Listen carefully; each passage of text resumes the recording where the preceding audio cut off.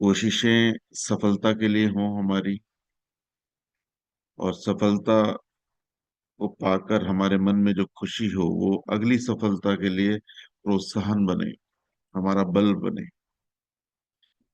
भगवान की छवि को, भगवान को जब भी गहराई से हम देखते हैं, कल ऐसे मौका मिला तो भगवान की छवि को 5-10 मिनट लगातार देखने का मौका मिला, तो हमेशा ऐसा लगता है कि भगवान हमें हर पल आशीर्वाद दे रहे हैं, और वो खुश भी हो रहे हैं जितना हम अपने को जीत पाए हैं। हम जितना भी उस आत्मिक अवस्था में आगे बढ़ पाए हैं, उसमें भगवान उसको जानकर, उसको देखकर खुशी महसूस कर रहे हैं।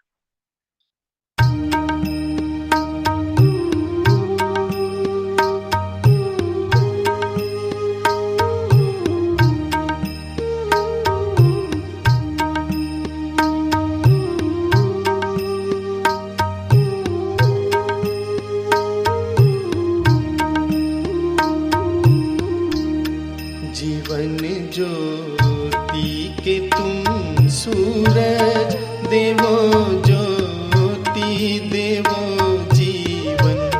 जीवन ज्योति के तुम सूरज देवो, ज्योति देवो जीवन। तुम्हारे दर के भिक्षुक हम देवो, ज्योति देवो जीवन। तुम्हारे दर के भिक्षुक हम देवो, ज्योति देवो जीवन। जीवन ज्योति के तुम सूरज देवो, ज्योति देवो जीवन।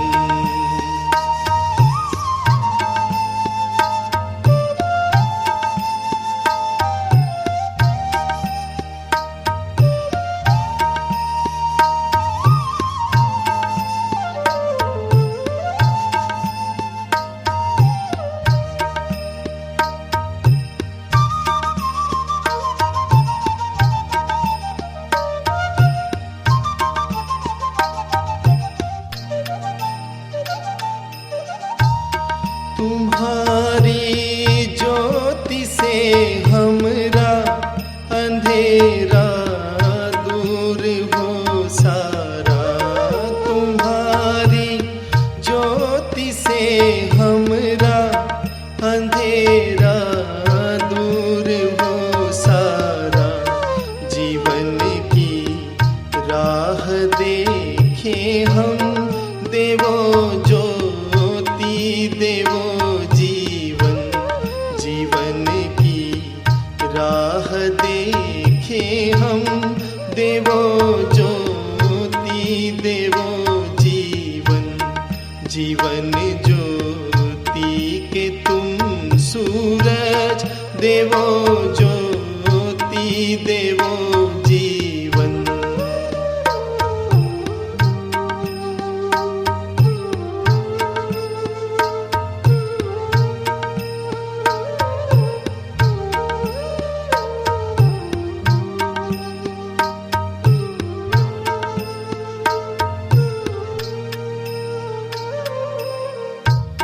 कौन जग में प्यारा है, कौन सच्चा सहारा है। कौन जग में प्यारा है, कौन सच्चा सहारा है। तुम्हारी ज्योति दिखलावे देवो, ज्योति देवो जीवन। तुम्हारी ज्योति दिखलावे देवो, ज्योति देवो जीवन। जीवन ज्योति के तुम सूरज देवो, ज्योति देवो जीवन।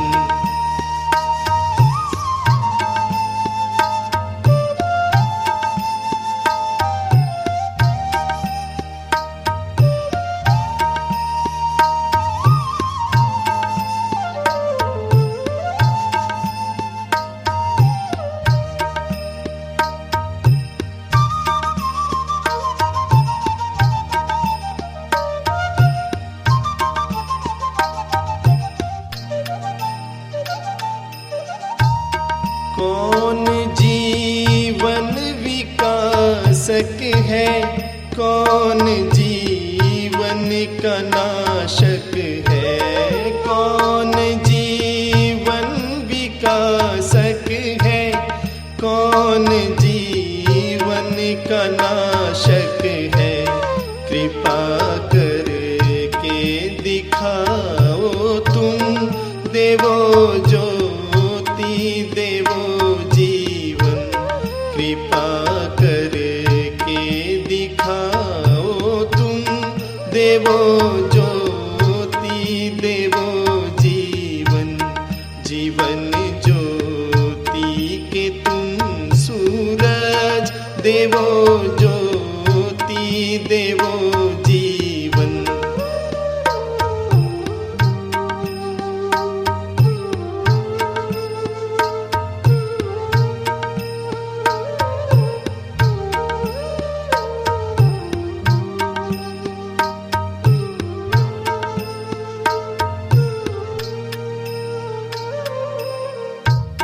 खुले हैं भाग्य हमरे जो, तुम्हारा दर मिला हमको। खुले हैं भाग्य हमरे जो, तुम्हारा दर मिला हमको। यही अब दान मांगेंगे, देवो ज्योति देवो जीवन। यही अब दान मांगेंगे, देवो ज्योति देवो जीवन। जीवन ज्योति के तुम सूरज, देवो ज्योति देवो जीवन। तुम्हारे दर के भिक्षुक हम, देवो ज्योति देवो जीवन। देवो ज्योति देवो जीवन, देवो ज्योति देवो जीवन। कोमलता से आंखें बंद करके भगवान को अपने समक्ष महसूस करते हुए उनसे प्रार्थना करते हैं,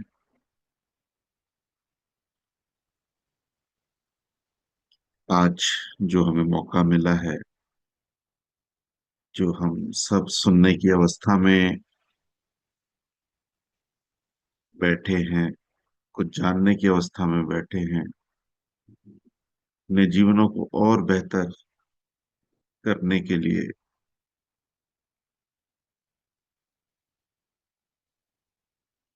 वो पल हमें मिल सके, कृपा हम पे हो सके, हम और आगे बढ़ सकें, उसी प्रार्थना के साथ, उसी इच्छा के साथ आज के साधन को करने वाले भी और सुनने वाले भी अपनी पूर्णता को दे सके, अपने 100% को दे सके, इसी इच्छा से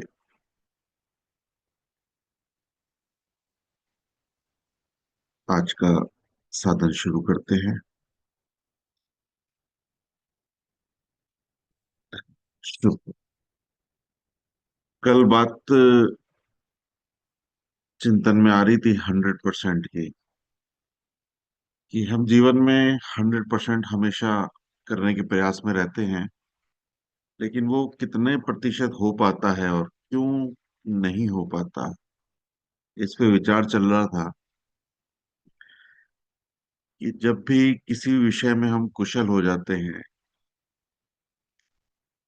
जब जिस विषय को पूरी तरीके से समझ जाते हैं, तो उसमें लगभग संभावना रहती है कि उस विषय को हम 100% कर पाएंगे। और हम कर भी लेते हैं अगर उसमें हमारी समझ पूरी स्पष्ट है। तो जहां तक हम इस समय सभी जन इस समझ को तो अच्छी तरीके से जान चुके हैं कि आत्मा मुख्य है, उसकी समझ भी लगभग काफी कुछ हमें क्लियर हो चुकी है। बस जीने में कभी कभी ऐसा होता है कि उस आत्मा को जीने में 100% हम नहीं दे पाते, और वो भूल चूक कैसे हो जाती है, कब हो जाती है, तो उनकी शिक्षा से स्पष्ट होता है, क्योंकि मनुष्यात्मा में सुख का अनुराग है। उस कारण से ही सुख पाने के लिए जो शारीरिक इच्छाएं हैं उसकी तरफ हम उड़ जाते हैं। हमने कई बार सुना है इस विषय को। तो उस पे हम स्थिर बने रहें, अगर चिंतन हो, कैसे कैसे वो अवस्था भी 100% पे आ जाए। जैसे हमारे कई बार आता है ना कि हम भूल जाते हैं, हम अज्ञानी हैं, हम नहीं समझ पा रहे, या हमसे गलतियां हो जाती हैं। तो भगवान की जो अवस्था थी, भगवान से जो ये चीजें नहीं होती थी, वो निरंतर उस अवस्था में रह पाते थे। तो वो कैसे, वो चीज कैसे पूर्णता पे आ सके कि हमारा जो जीवन है आज शरीर के साथ में, उसमें हम 100% मतलब हर पल उस अवस्था में रह सके। तो उसमें अगर हम छोटा सा ध्यान करें कि कुछ पल सिर्फ आत्मा को ही देखें अपने, यानी मैं जो स्वयं हूँ, मैं स्वयं आत्मा ही हूँ। तो मैं उस पे एक स्थिरता लाने का प्रयास करूं इस पल में, कि ये शरीर सिर्फ एक माध्यम के रूप में मैं इस्तेमाल कर रहा हूं आज। जो मेरे कान इन आवाज को सुन रहे हैं, वो सिर्फ एक माध्यम है जो उस आवाज को समझकर मेरी आत्मिक खुराक पहुंचा रहा है, मेरी समझ को बढ़ा रहा है। मेरा जो बुद्धि बल है, जो मानसिक बल है, वो बढ़ रहा है, समझ बढ़ रही है। और उस समझ को बढ़ने से मैं उस जीवन को जी पाऊं जो मेरे लिए मुख्य है, जो मेरी आत्मा है। उस जीवन को मैं समझकर स्थिरता से, स्थिरता मतलब आत्मा में मेरे को जीने की स्थिरता आ जाए, उस समझ को मैं लाइव कर सकूं। जो भगवान की शिक्षा, जो समझ है, उसको मैं 100% जी सकूं।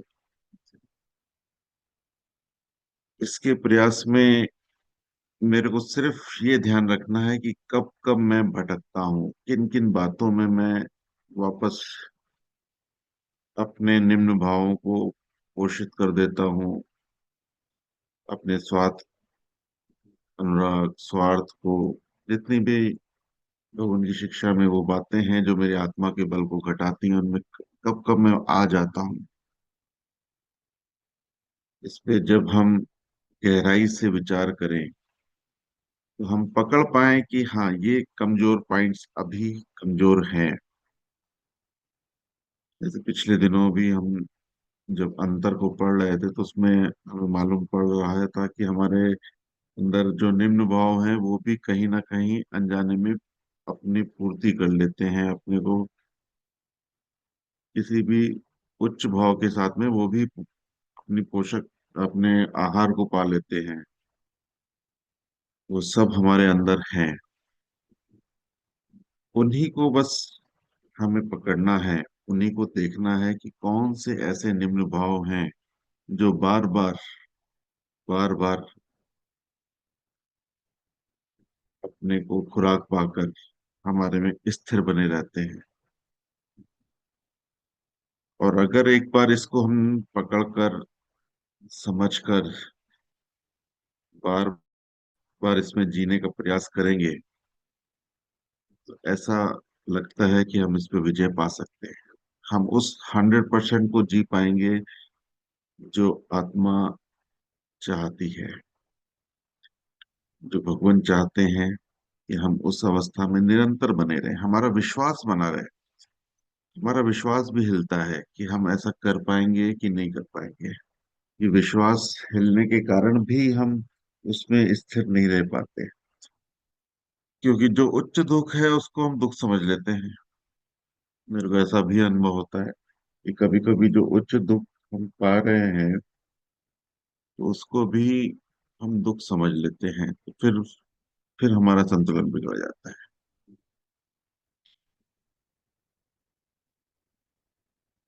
तो इस पे हम निरंतर अपनी अवस्था को बढ़ा रहे हैं। प्रयास निरंतर चल रहा है और हम सब सफल हो रहे हैं। छोटे छोटे कदमों को हम सफलता की ओर देखें। हम अपनी छोटी छोटी जो आम मनुष्य उन चीजों में फंस जाता है, हम उन चीजों में नहीं फंस पाते। ये हमारी छोटी छोटी सफलताएं हैं। उन छोटी छोटी सफलताओं को हमें देखना पड़ेगा। उसमें हमें खुद को अप्रिशिएट करना पड़ेगा कि हम ये कर पा रहे हैं। कोशिशें सफलता के लिए हों हमारी, और सफलता को पाकर हमारे मन में जो खुशी हो वो अगली सफलता के लिए प्रोत्साहन बने, हमारा बल बने। भगवान की छवि को, भगवान को जब भी गहराई से हम देखते हैं, कल ऐसे मौका मिला तो भगवान की छवि को 5-10 मिनट लगातार देखने का मौका मिला, तो हमेशा ऐसा लगता है कि भगवान हमें हर पल आशीर्वाद दे रहे हैं। और वो खुश भी हो रहे हैं जितना हम अपने को जीत पाए हैं। हम जितना भी उस आत्मिक अवस्था में आगे बढ़ पाए हैं, उसमें भगवान उसको जानकर, उसको देखकर खुशी महसूस कर रहे हैं। तो उससे और बल मिला, और बल मिला कि हम उसमें और स्थिर हो सके। हम अपने क्रोध को, हम अपने अहंकार को, छोटी छोटी ऐसी निम्न चीजें हैं जो हमें अटका देती हैं, उससे निकल पाने का बल मिला।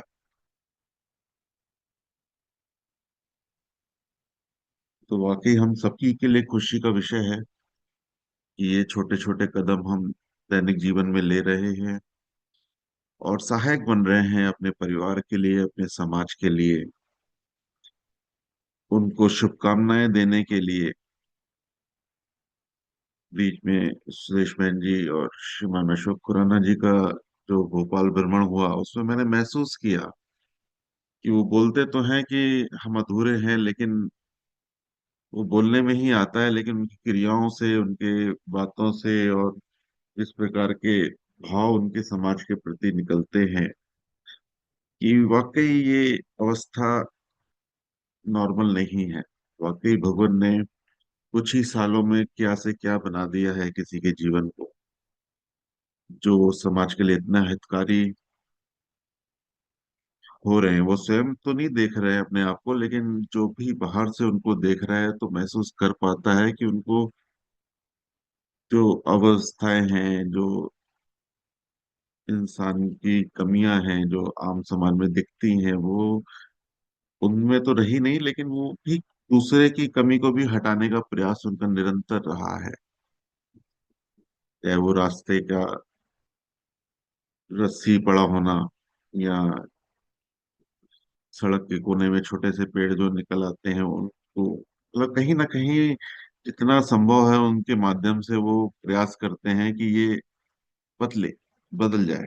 और वो उसमें जितना उनके बस में है उतना वो कर भी पाते हैं, ये खुशी का विषय है। और हम सब में, हम सब ही इस प्रकार के प्रयास में कर ही रहे हैं। हम सब देखेंगे ही कि हम देख पाते हैं कि कहाँ हमसे सुधार हो सकता है, हम सुधार कर देते हैं। ये भगवान की ही शिक्षा का असर है। यही है छोटी छोटी चीजों में 100% लेना। कंप्लीट देखेंगे तो हो सकता है 100% ना हो, लेकिन छोटी छोटी चीजों में हम सब 100% पर आ चुके हैं।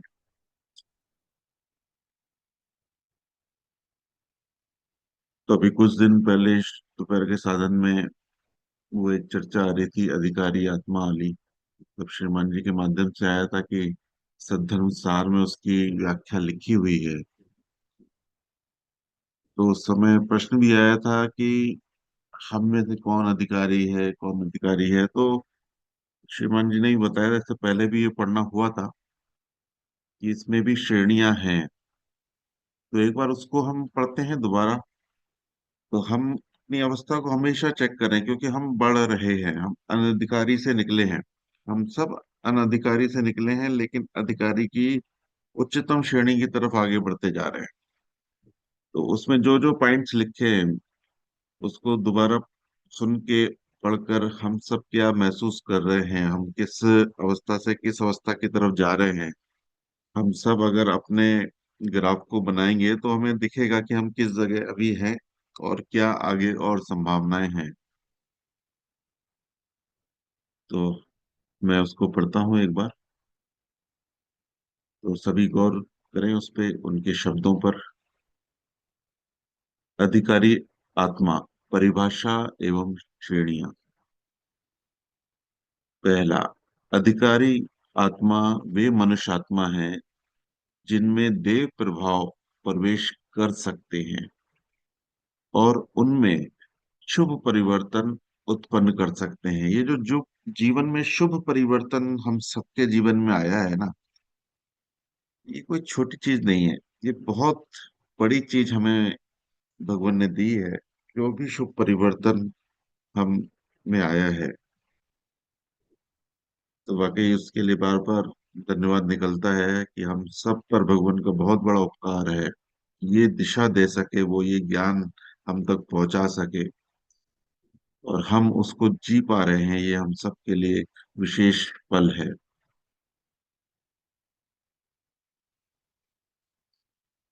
इसके विपरीत अनधिकारी आत्मा वे मनुष्य आत्मा है। मतलब हम सब तो एक अधिकारी आत्मा के उसमें प्रवेश कर चुके हैं, लेकिन एक अनधिकारी मनुष्य आत्मा वे हैं जिनकी परिभाषा अभी हम सुनने वाले हैं। जब भी भगवान की शिक्षा या ज्ञान या कभी भी साधन के माध्यम से कई मित्रों को या परिचित जनों को बुलाना होता है, तो वो उन पर क्यों असर नहीं कर पाती, ये बात भी समझने वाली है। तो वही अनधिकारी मनुष्यात्मा की श्रेणी में आ पाते हैं।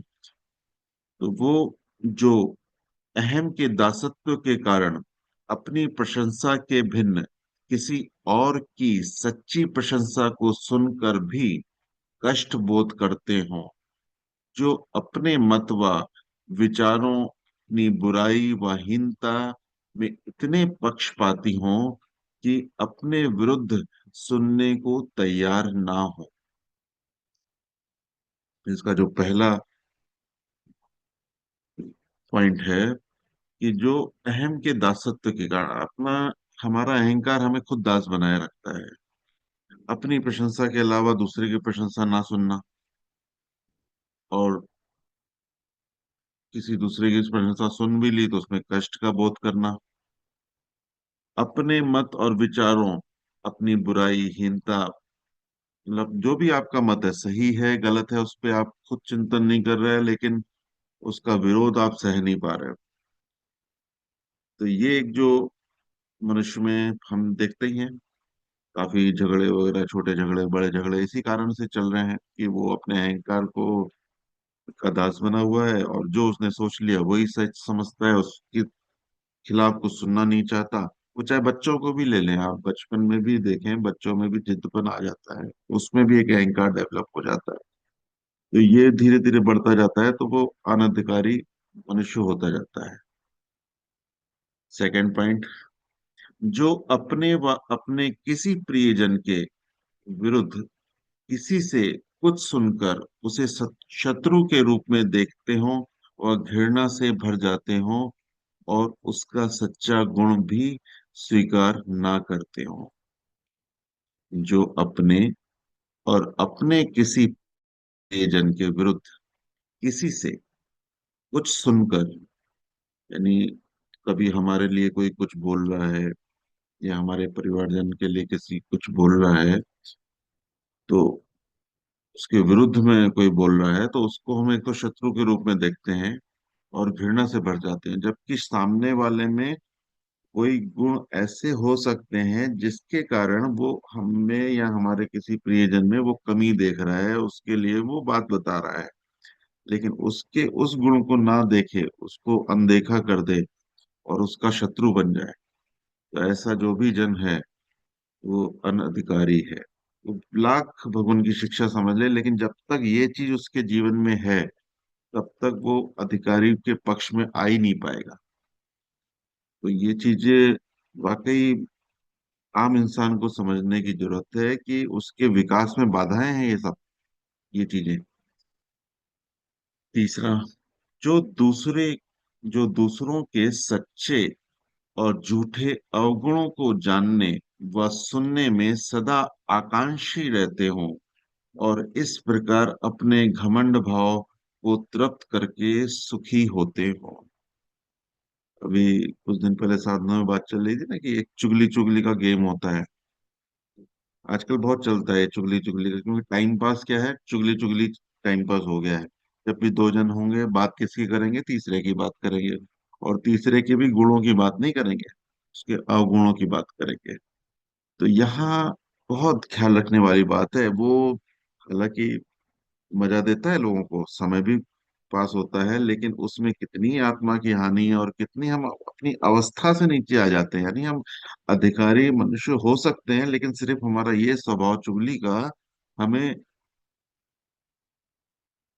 उस जगह नहीं पहुंचने देता जो अवस्था हमारी आ सकती है। इससे भी हमें बचना है। जिसे कई जगह सुना भी है, उसे थर्ड पार्टी टॉक नहीं करनी है। लेकिन हाँ, उसके गुणों की बात कर रहे हैं तो कर सकते हैं। यानी जो उसकी उपस्थिति में बात की जा सकती है वो उसकी अनुपस्थिति में आप कर सकते हैं। जिसकी उपस्थिति में हम वो बात नहीं कर सकते, वो बात नहीं करते हैं। ये गलतियां हम सबसे अनजाने में होती हैं, इसका बहुत ध्यान रखना है। चौथा, जो सत्य धर्म की शिक्षा व बोध से शून्य होकर भी अपने मत पर अड़े रहने में गर्व अनुभव करते हो। ये बहुत ही महत्वपूर्ण पार्ट है कि जो सत्य धर्म की शिक्षा है, सत्य धर्म की शिक्षा है क्या, जो नियम है, जो जीवन के नियम है, नेचर के नियम है, वही शिक्षा है। और उसके बोध से शुभ मतलब उसका जो ज्ञान आपको मिल गया है वो ठीक है, ज्ञान मिल गया है, लेकिन उसका अनुभव आपने लिया ही नहीं, जी कर नहीं देखा उन नियमों को, फिर भी आप अपने मत पे टिके रहते हो कि नहीं मैं ही सही हूँ, मैं ही सही हूँ। और उसका गर्व भी अनुभव करते हैं। तो ये भी एक बहुत बड़ी रुकावट है कि हमें पहले तो जो नियम है, जो भगवान ने हमें दी है, वो सत्य धर्म की शिक्षा जो दी है वो अटल नियम है। यानी उसके अनुभव किए बिना आप किसी सत्य को जान नहीं सकते। सिर्फ कल्पना के लिए नहीं दिए हैं भगवान ने, जो भी शिक्षा दी है कि आप कल्पना करो उसको नहीं, उसको जीकर देखना है। जीकर उसके, जब प्रयास में आपको कुछ दुख भी आएंगे, कुछ सुख भी आएंगे, सब चीजें होंगी, लेकिन वो सत्य ही है, उससे आप हिल नहीं सकते।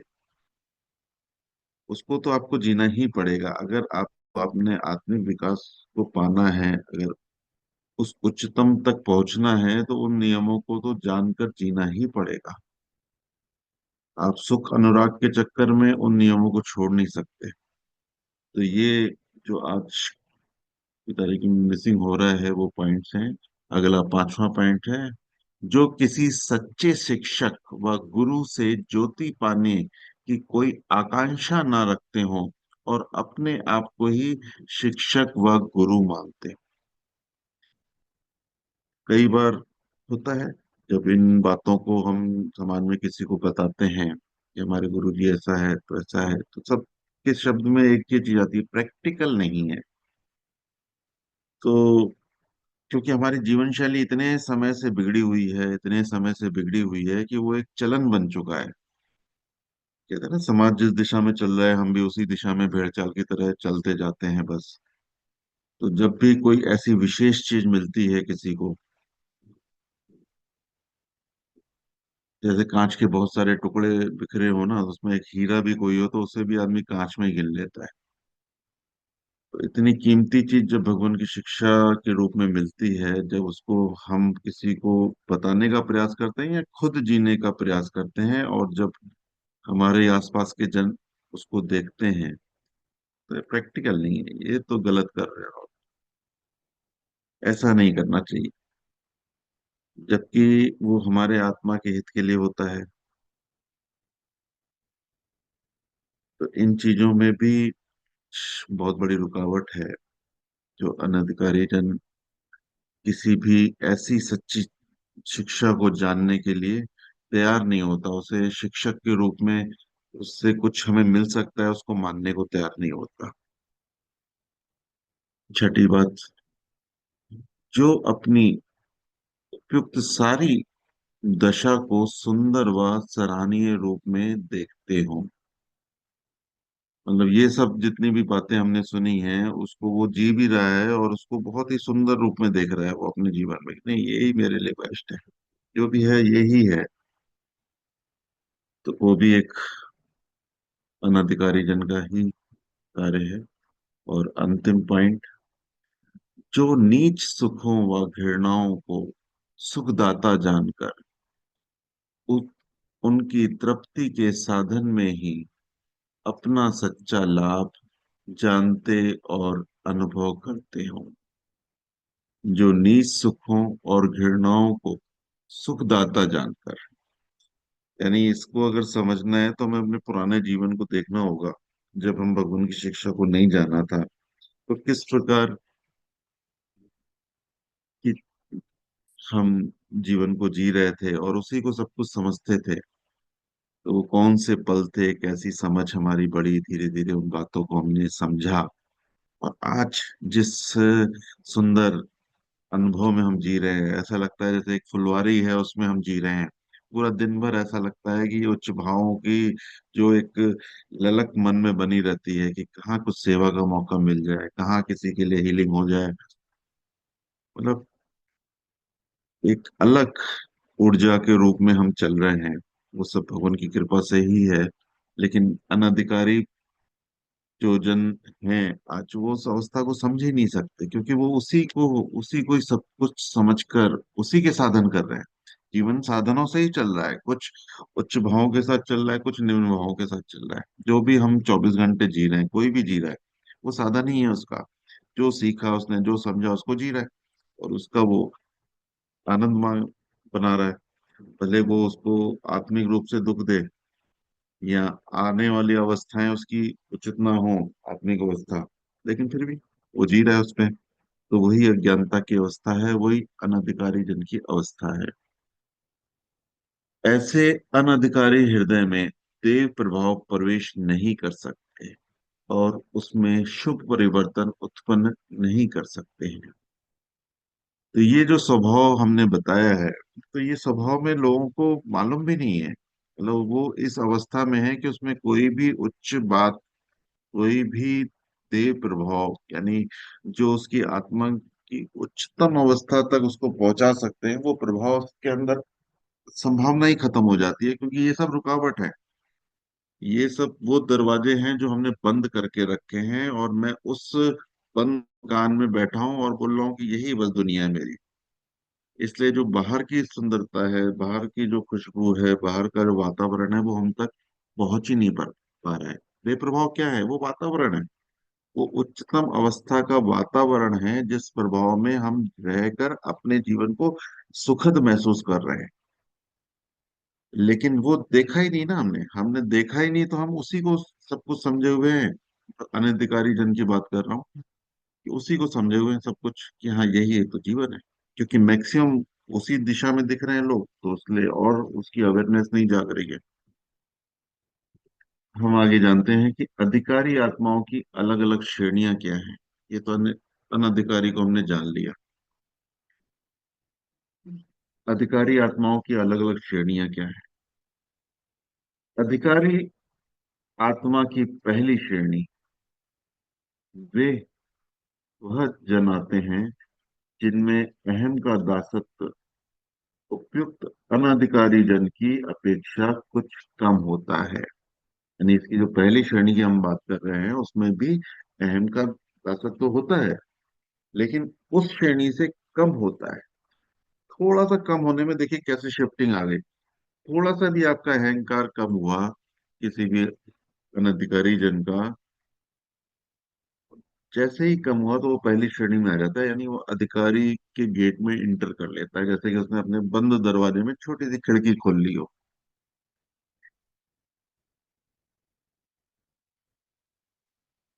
तो पहला पॉइंट पढ़ते हैं। जो सत्य धर्म के शिक्षक व दाता देवात्मा के प्रति पूर्ण घृणाकारी न हो, वह न बन सकते हो। यानी उसमें वो किरण उस छोटी सी खिड़की से निकल आती है कि हाँ, कोई तो प्रकाश है बाहर जो इस अंदर के अंधकार को मिटा रहा है। अंदर अंधकार नहीं था, लेकिन वो उजाला जो भी था पूर्ण नहीं था। जैसे ही खिड़की खोली ना, तो बाहर का प्रकाश आया। बाहर का प्रकाश आने में उसे महसूस हुआ कि कुछ तो और है जो इससे अच्छा है, इससे तेज है। और दूसरे पॉइंट, जो देवात्मा जो देव प्रभावों के प्रवेश के प्रति पूर्ण रूप से विरोधी ना हो। यानी अब जो उसे प्रभाव हल्का सा भी मिला है ना, उसका विरोध नहीं कर रहा है, वो उसको स्वीकार कर रहा है कि हाँ, कुछ तो अच्छा अनुभव हो रहा है आज। तीसरा, जिनके हृदय में जिनके हृदय इतने कठोर ना हो कि देव प्रभाव प्रवेश ही ना कर सके। तो वाकई हम सब इस अवस्था से निकले हैं, ये ध्यान रखिएगा।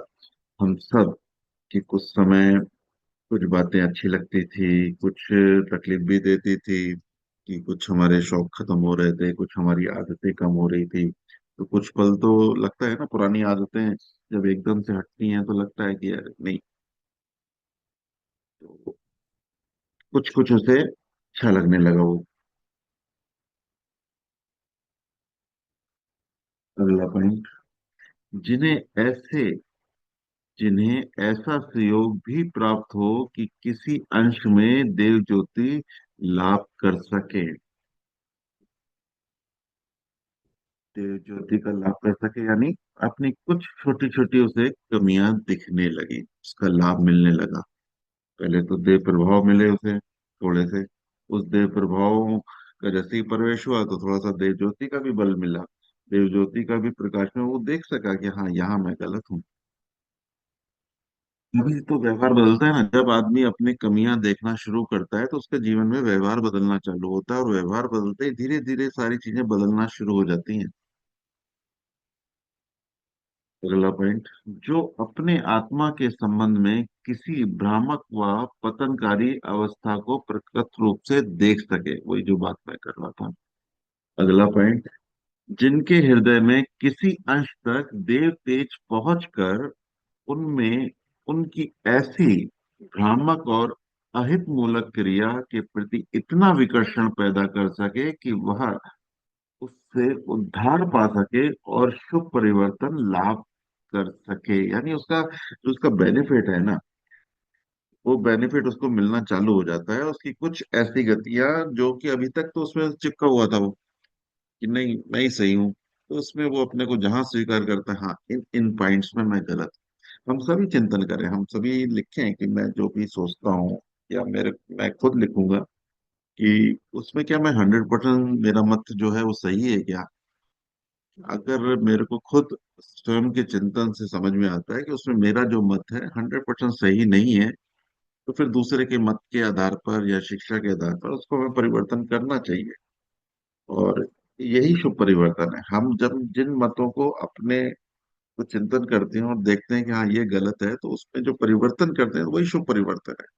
हमारी जीवन शैली में, हमारे विचारों में, हमारे चलन में, क्रिया में जो भी लगता है कि हाँ, यहाँ मैं गलत हूँ, यहाँ मेरी संवाद शैली सही नहीं है, यहाँ मेरा रख रखाव सही नहीं है, या कोई भी चीज, तो उसमें जो परिवर्तन आएगा यही शुभ परिवर्तन है। वो समझ के साथ आ रहा है, वो जो भगवान की शिक्षा में हमें समझ मिल रही है, धीरे धीरे डेवलप हो रही है, उससे वो क्रिया हमारी बदलेगी, वही शुभ परिवर्तन है।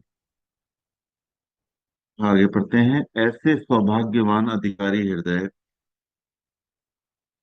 किसी के संबंध में धनादि आपरण विषय क्रिया के संबंध में देव बल पाकर परिशोध हेतु तैयार हो सके। यानी जो परिवर्तन आ रहा है उसके बाद भी उसमें जो कमियां दिखी, उसके परिशोध के लिए भी वो तैयार हो जाता है। ये भी हमने देखा है चरण।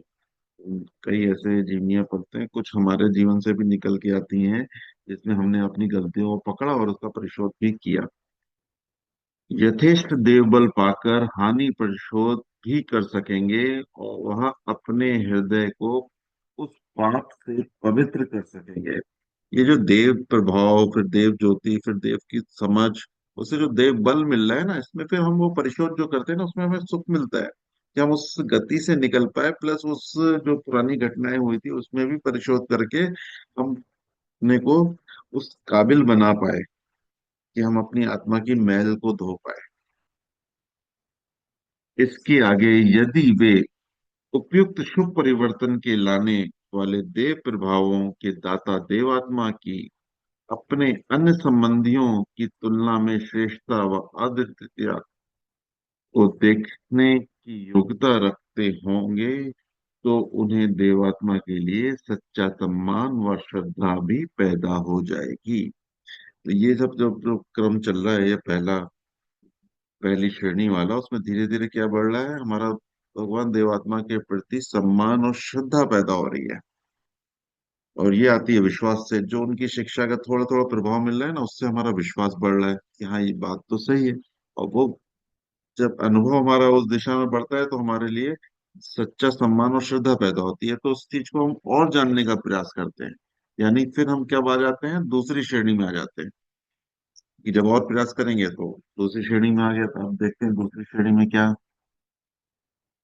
अधिकारी आत्मा की दूसरी श्रेणी में वे जन आते हैं जो उपयुक्त पहली श्रेणी के जनों की अपेक्षा अधिक देव प्रभावों के लाभ करने की योग्यता रखते हैं। अर्थात वे देवात्मा वे देव प्रभावों को पाकर अपनी स्वार्थपरता के पतनकारी प्रभावों के संबंध में कुछ सत्य बोध लाभ करने के योग्य हुए। हम सब स्वार्थ बहुत हैं, हम सभी मनुष्य में स्वार्थी स्वभाव रखा है, बचपन से ही आ गया वो कहीं ना कहीं चलन के आधार पर। लेकिन उसको, उसके जो पतनकारी प्रभाव है ना, उसको हम देख पा रहे हैं। ये पॉइंट, इस स्वार्थ भाव से किसी अंश तक मोक्ष प्राप्त कर विशुद्ध परोपकार विषय कार्यों के प्रति आकर्षण व इससे भी बढ़कर अनुराग लाभ कर सके हैं। यानी इसमें क्या परिवर्तन आया, एक तो हम अपना जो स्वार्थी स्वभाव है उसको देख पाए, और उसके पतनकारी जो प्रभाव थे उसको पकड़ पाए, और प्लस सेवा की तरफ आगे शिफ्ट हुए हम। तो सेवा, विशुद्ध परोपकार की तरफ हम आगे बढ़े, और उसके में आनंद महसूस किया कि उसको कार्य करने में हम खुशी महसूस कर रहे हैं। ये द्वितीय श्रेणी की बात हो रही है। ऐसे विशेष सौभाग्यवान अधिकारी आत्मा जब तक सच्चे परोपकारी रह सकेंगे, फिर स्वार्थ परायण न बनेंगे एवं देवात्मा से विमुख व उनके संबंध में कृतघ्न न बनेंगे, तब तक अपने आत्मा में देह प्रभावों को लाभ करने के अधिकारी हो सकेंगे। ये दूसरी श्रेणी आ गई। हम सब महसूस कर पा रहे होंगे कि हम कैसे पहली श्रेणी से दूसरी श्रेणी, अब आगे हम तीसरी श्रेणी की भी बात करते हैं। अधिकारी आत्मा की तीसरी श्रेणी में वे जन आते हैं जो देह प्रभावों को पाने की उपयुक्त दोनों श्रेणियों से अधिक योग्यता रखते हैं। यानी पहली श्रेणी और दूसरी श्रेणी क्रम विकास का ही है। समझिएगा, नेचर में विकास का नियम चल रहा है, विनाश का भी है। लेकिन जैसे ही हम अपने ज्ञान की खिड़कियों को खोलते हैं, जब हम किसी प्रभाव को प्रवेश करने देते हैं, तो फिर वो विकास क्रम आगे बढ़ता है। लेकिन जब तक दरवाजे बंद थे, जब तक हम बाहर सुनने को तैयार नहीं थे, हम अनधिकारी थे, तब तक वो विकास नहीं हो रहा था, वो विनाश की तरफ हम जा रहे थे। तो विनाश की तरफ जा रहे थे, सिर्फ हमने एक खिड़की खोली, एक प्रकाश को आने दिया, एक ज्ञान को समझने का प्रयास किया, तो हम विकास की तरफ आगे बढ़ गए। जैसे बेल वाला कोई पेड़ होता है ना, उसको भी जहां से राह दिखती है वो चढ़ता जाता है, आगे बढ़ता जाता है। और उसे अगर राह छोड़ दो, सारी ऊपर की रास्तियां काट दो, तो वो नीचे फैलता जाएगा, वो नीचे की तरफ बढ़ता जाएगा। इसलिए कोई गुरु का मार्गदर्शन, गुरु की दिशा, जो भी सत्य पे आधारित है, जो नियमों पे आधारित है, उसको पकड़ के आगे बढ़ना ही विकास है। ये तीसरे श्रेणी की हम बात कर रहे हैं। देवात्मा के पूर्ण हित स्वरूप की कोई झलक उपलब्ध और उनके प्रति अपने भीतर कुछ आकर्षण भी अनुभव कर सकते हैं। दूसरा, वे देवात्मा के जीवन दाता उपलब्ध कर उनके और उनके मिशन के प्रति अपनी स्वार्थ को देख विकर्षण व दुख अनुभव कर सकते हो। भगवान का जो भी मिशन है, भगवान का पर्सनल नहीं है। यानी भगवान ने उठाया तो, लेकिन वो किसके लिए उठाया? अपने हित के लिए नहीं, समाज के हित के लिए, पूरे विश्व चारों जगतों के हित के लिए।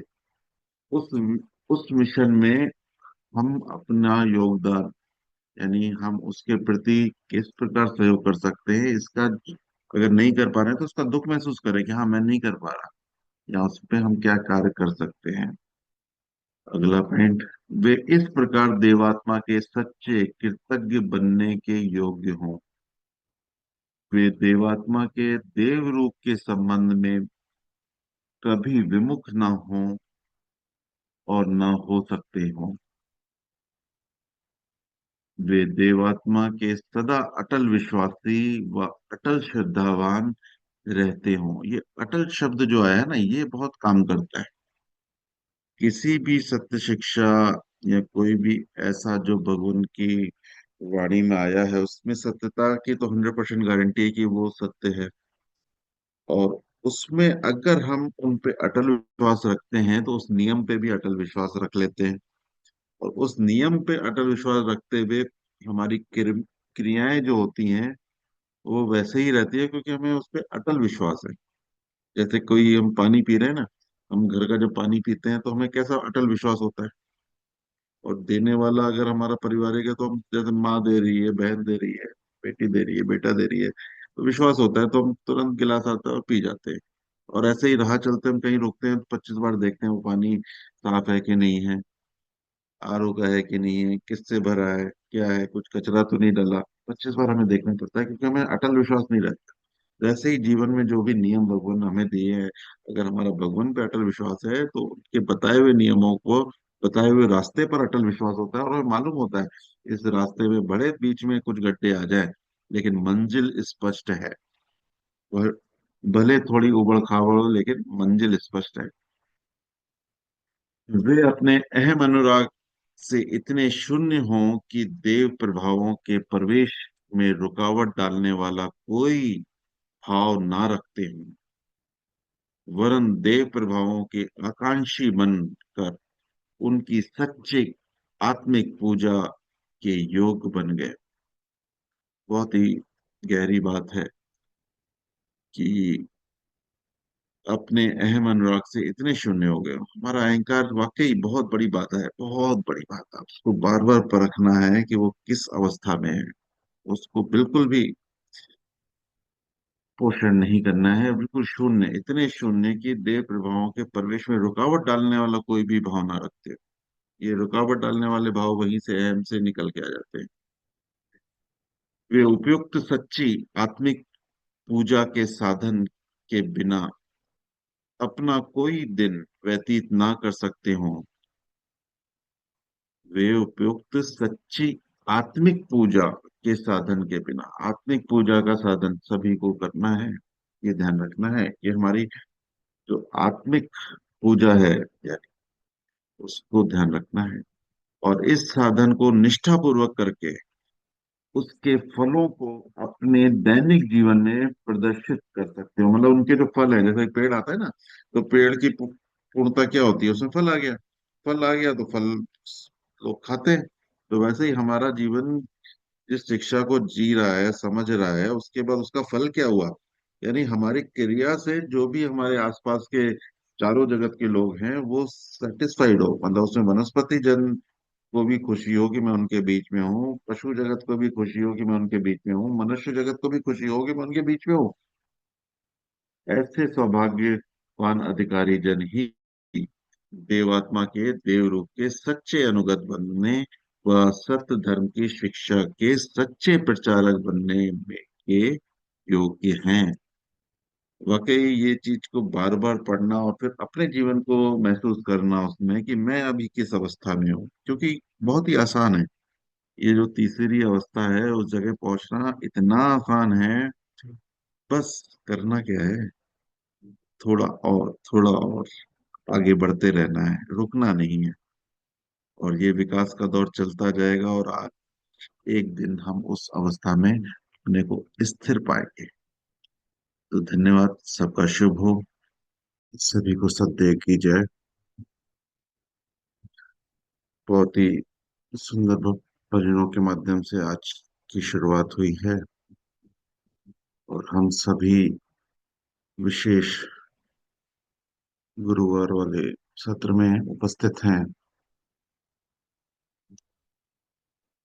तो जैसे कि कल चिंतन चल रहा था, अधिकारी आत्मा, तो कल मेरा भी चिंतन करना हुआ दिन भर। आप सबका भी हुआ ही होगा। तो मैं चाहूंगा अगर कल कोई चिंतन आपसे हुआ है तो उसमें कोई शेयर करना चाहे, अपने भाव प्रकट व्यक्त करना चाहे कल के विषय पर, तो कर सकते हैं। कोई करना चाहेंगे क्या? कल का जो विषय चल रहा था उसमें कुछ चिंतन हुआ हो आपका? अधिकारी आत्मा और अनधिकारी आत्मा, और अधिकारी आत्मा की तीन श्रेणियां। हम किस श्रेणी में आज अपने को महसूस कर रहे हैं? कोई शेयर करना चाहेंगे क्या?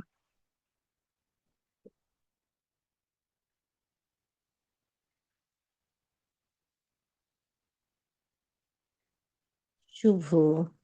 जी शुभ जी, शुभ। जैसे कि कल आपने बताया था कि जो अधिकारी आत्मा है उनके अंदर शुभ परिवर्तन आ सकता है, उनके अंदर रोशनी जा सकती है। और जो अनाधिकारी आत्मा है उनके अंदर नहीं जा सकती। वो ना किसी की प्रशंसा सुन सकते हैं और ना अपने मत के विरुद्ध कुछ सुन सकते हैं। तो अभी आपका क्वेश्चन था कि आप उसमें कहाँ पे रखते हैं उसको, अपने आप को ऐसे, ऐसा।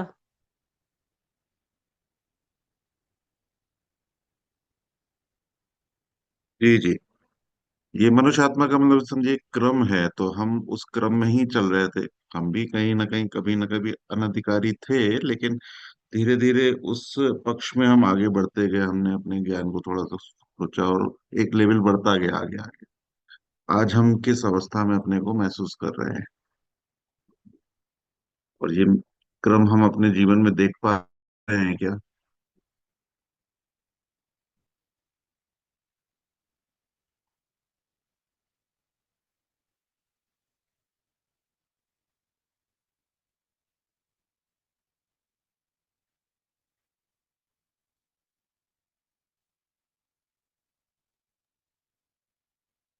शुभ हो जी। देखो, देखो, मेरी जी आवाज शुभ आ हो। रही? हाँ आ रही, आ रही, आ रही। हाँ जी। मैं तो बोले जा रही थी, माइक बंद था। सॉरी।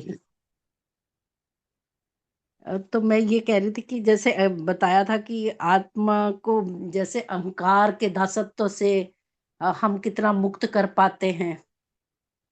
उतरे जी जी। अधिकारी बनते चले जाते हैं। हम्म। तो वहां पे मैंने जैसे अपने आप को ये पाया कि अ, काफी हद तक जैसे सफाई अगर कर दी है, एक कमरे की कर दी, लेकिन जहाँ पे बहुत गहरे में वो कहते हैं ना, वो दीवार खराब हो जाती है, फिर उसको कितना भी साफ करो तो कहीं ना कहीं उसके वो निशान हल्के रह जाते हैं। तो जी मैंने जी। वहां पे अपने आप को महसूस किया। हम्म। ठीक है, बढ़िया बढ़िया। और इसको हम नियमित रूप से अगर देखते रहें तो हम देख पाएंगे कि हम उस पे बढ़ पा रहे हैं, ऐसा मेरे को लगता है। तो प्रयास हम निरंतर कर सकते हैं। जी सुदेश मैन जी, आप कुछ बता रहे थे?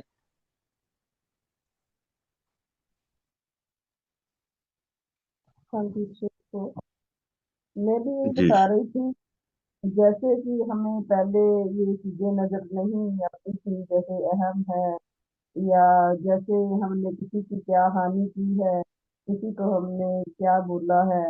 तो अब ये जो अवस्था है, ये हर समय अंदर क्या हम पूरी तरह तो नहीं जा पाया, और ना मुझे पर लगता नहीं कि ये जाएगा भी, क्योंकि ये कहीं न कहीं बारीक से बारीक, सूक्ष्म से सूक्ष्म रूप में भी अपना अधिकार करता है। पर बाकी ये है कि जैसे हम भगवान के इस मंडल में बैठते हैं, कुछ बातों को सुनते हैं, करते हैं, तो हमारे जीवन में जैसे नीच भाव थे, घृणा के, ईर्ष्या के, द्वेष तो मुझे लगता है कि वो बहुत ज़्यादा कम हो चुके हैं, कि वो बात नहीं है जो पहले हर समय किसी के साथ ईर्ष्या करना और या जो भी था, तो ये नहीं है, तो हमारा धीरे-धीरे अंतःकरण साफ हो रहा है। मगर फिर भी बहुत कुछ है और हम थोड़ी भ्रामक जो स्थितियाँ हैं, जैसे ईर्ष्या है, इनसे हम कुछ निकल पाए हैं, हम दूसरों से अपने को अलग समझते हैं। जैसे हम देखते हैं कि समाज में किसी को किसी इतनी बुराई का पता ही नहीं चलता। अ, जैसे रास्ते में केले का छिलका पड़ा है तो वो पड़ा ही है या वो फेंक ही देता है अपनी मर्जी से। उसे पता ही नहीं है कि भाई मैं ये सही कर रहा हूँ या गलत कर रहा हूँ। और भी बहुत सारी चीजें हैं, तो हमें इन चीजों का पता लग गया है कि हमें गलत दिशा में नहीं जाना है, हमें सही दिशा में जाना है। तो कुछ परिवर्तन जारी है और हुआ है। तो मुझे लगता है कि हम थोड़े अधिकारी आत्मा हैं। जी, बढ़िया बढ़िया। और किसी का भी इस विषय में चिंतन हुआ हो, शुभ हो। शेयर कर शुभ सकते हैं। जी रेणुका जी। शुभ शुभ हो। शुभ। शुभ। शुभ हो। सबको सदैव की जय। जी शुभ। जी अशोक जी, आपका माइक म्यूट हो गया है। यो तो इन्हें दूर रख के बोलूं तो सुन रहा है, क्योंकि पास में हाँ करती सुन हूँ रहा है, दूर रख। सुन रहा है, हाँ। सुन रहा है। तो मैं महायज्ञ के दिनों से कि उस अवस्था को जो भगवान चाहते हैं ना, मैं उस अवस्था में जिन जिन में मैं फेल होती हूँ, अहंग जो है वो खुराक तो लेते ही रहता है, पता ही नहीं लगता कि कब खुराक ले गया वो। तो उस अवस्था को लाने के लिए मुझे वो जो शब्द याद आते रहे दिन में, कि भगवान मेरे क्या चाहते हैं। तो मेरे 2-3 दिन से कपड़े तय करने वाले पिछले कमरे में पड़े थे, मशीन से धुल जाते हैं, काम वाली डाल जाती है, तो मेरे से नहीं हो रहा था। रात मेरे 11 बज गए, परंतु मैंने कहा कि आज इन मेरे भगवान की छवि इस कमरे में है। तो मेरे भगवान तो ऐसे नहीं थे, वो तो गंध बिल्कुल पसंद नहीं करते थे। तो मैं अधिकारी नहीं हूँ, मैं भगवान की नहीं हूँ। तो उस अवस्था अवस्था शब्द मुझे बार बार कचोटता रहा, याद आता रहा कि मैं भगवान की उस अवस्था को, उस अधिकारी को लाना है। धन्यवाद। शुभ हो। शुभ। शुभ हो जी। श्रीमान जी, मुझे इसमें ना एक ये ऐसा लगता है जैसे कि अधिकारी शब्द में कि ये कहा जाता है कि अधिकारी हैं, अधिकारी होते नहीं कि अधिकारी बनते हैं हम। जैसे अभी सुदेश दीदी ने बताया कि हम जी जी। पहले ऐसे नहीं थे, और हम खुद हम्म भी। हम्म। तो ये जैसे हमारी पूर्वजों की जो भी हमारी जमा पूंजी हमें अच्छी मिली है योग्यता के अनुसार, उसको हमने जैसे अच्छी संगत में बैठ के कितना बढ़ा लिया, तो उसके हिसाब से है कि वो हमारी योग्यता से उसमें हम कितना इन्वॉल्व होके बढ़ाते चले गए, तो हम अधिकारी बनते चले जाते हैं। अभी ये अशोका दीदी बता रही थी कि भाई अब उनके कपड़े पड़े थे, तो ठीक है, वो ये है कि अगर वो ध्यान नहीं जाता तो ठीक है, कि वो कितना भी हम सुन रहे हैं लेकिन फिर अधिकारी नहीं बन पाए। अब उन्होंने उसको सही करा तो लगा कि नहीं, मैं अधिकारी नहीं हूँ। तो ये सही है क्या, कि भाई हम अधिकारी बनते चले जाते हैं, कि थोड़ी जमा पूंजी मिली है, अब किसी में तो बिल्कुल ही नहीं है, उसका तो चलो ठीक है, लेकिन फिर भी वो भी अगर थोड़ा वो सुनता है तो वही पहला स्टेप तो कर ही लेगा। तो जो बता रहे हैं, तो सद्गम सार में आप जब पढ़ेंगे तो उसमें अनधिकारी में स्पष्ट लिखा हुआ है कि जो अपने विरोध सुनने को तैयार ही ना हो, जो बिल्कुल ही नो, मतलब नहीं सुनने को ही तैयार नहीं है, तो मतलब उसमें वो संभावना ही नहीं है कि वो उसमें कोई बात हम उसको समझा पाए, वो मेरे को सुने तब तो आगे बढ़े ना। जैसे कोई बच्चा ही है, परिवार में ही कोई बच्चा है, वो बैठने को ही तैयार नहीं है आपके साथ, तो आप अब तो उसको कुछ बता पाओगे ना। तो वो अनधिकारी में आ रहा है कि वो तो बैठने को तैयार नहीं है, वो अपने अलावा दूसरे को शुभ सच ही नहीं मानता हो। उसका। शुभ बोलता है, जो मैं सोच हो। रहा हूँ वही शुभ सही है। हो। तो शुभ इसलिए वो अनधिकारी में हो। आता है, और जैसे ही कुछ परिवर्तन आता है तो उसमें श्रेणियों में प्रवेश कर जाता है। तो हम कुछ चीज समझ चुके हैं, शिक्षा को जान चुके हैं, अब उसमें बोध की अवस्था में नहीं आए तो अनधिकारी नहीं कहलाएगा अभी, क्योंकि अभी ज्ञान की श्रेणी से बोध की अवस्था में जा रहे हैं। ज्ञान की श्रेणी में आना यानी अधिकारी पोर्शन हो गया है अभी, कि उसने उस ज्ञान को समझना तो शुरू कर दिया है। अब वो बोध की अवस्था में आएगा, धीरे धीरे उसमें विकास क्रम चालू होगा। अनधिकारी है जो उसको एंट्री नहीं मारता। आप लाख कोशिश कर लो, जितनी बार बोल लो कि भैया चलो एक बार साधन सुनते हैं या एक बार रुड़की होके आते हैं कुछ, वो सुनने को ही तैयार नहीं, किसी चीज को सुनने को तैयार नहीं। तो आप तो जो करते करते रहो, मैं वही करूंगा जो मैं सही समझता हूँ। तो वो अनधिकारी आ जाता है श्रेणी में। क्लियर हुआ ना? यानी ज्ञान हाँ जिसने सुनने को तैयार हो गया, यानी वो अधिकारी की श्रेणी में आ गया। अब वो तब जीवन में उतारेगा, धीरे धीरे आगे आएगा वो। और जब उसने सुन लिया तो उसके बाद वो जितने भी मतलब उसके अंदर अपनी योग्यता से या जो भी उसकी जमा पूंजी से उसने उसको जितना भी तो हल्का बढ़ाया, तो वो उसी तरह से स्टेप बाय स्टेप आगे बढ़ता चला जाता हाँ, है। मतलब तो उसने उस ये लेवल में आ गया कि नहीं, ये कोई तो एक समझदार व्यक्ति कुछ समझा रहा है तो मैं समझ लेता हूँ। फिर धीरे धीरे उसे को वो चीज अच्छी लगने लगी, क्योंकि हर एक का अपना ज्ञान तो होता है, और प्लस अनुभव। जीवन में जब कोई अपने विश्वास को तब तोड़ता है जब उसके विश्वास उसके जीवन में हानि पहुंचाते हैं, जब उसको दुख महसूस होता है। तभी कहते हैं ना, अध्यात्म का रास्ता वहां खुलता है जहां आपको दुख महसूस होता है, या कोई घटना ऐसी घटती है जिससे फिर आप इस दिशा में जाते हो। तब उसके ज्ञान खुलता है, अरे मैं इतने सालों से ये सोच रहा था, ये तो है ही गड़बड़ मामला। तब उसका अहंकार टूटता है। एक्चुअली टूटता तब अहंकार ही है उसका। अहंकार जैसे ही टूटता है तब आप ज्ञान की श्रेणी में जाते हो। जब तक अहंकार है तो वो अहंकार उसी को सच मानता है जो वो खुद सोच रहा है, उसके आगे नहीं बढ़ पाता वो।